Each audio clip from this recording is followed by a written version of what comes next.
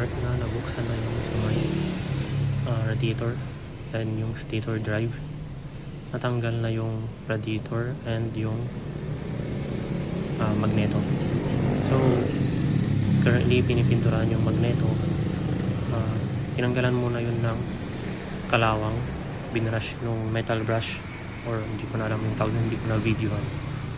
Yan, so sa ngayon pinipinturahan na lamang siya. Yun din rin yung coolant. Yan.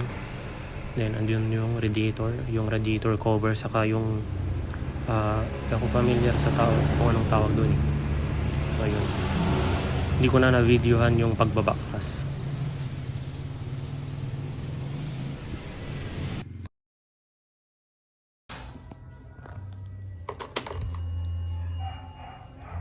Yan, tapos ko na siya napalinis yung magneto.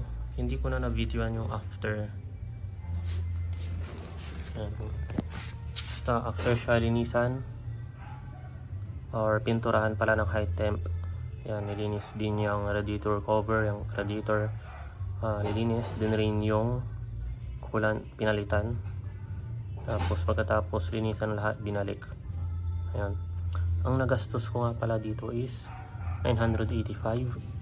Kasama na dun yung labor. Ang labor is 550.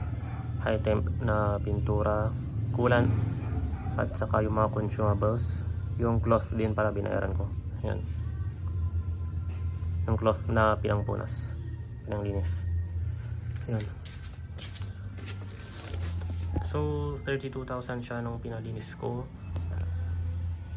Though sabi ng iba at least 10,000 pwede na daw palinisan. Ayan. So importante nalinisan.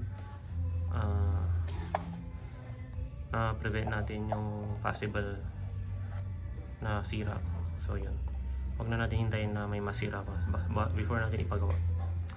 And so sa ngayon wala naman akong nakita or naramdaman na significant change or improvement, pero ang mahalaga napalinis siya, pa-maintenance, diba? So yun lang, thank you, see you sa next vid.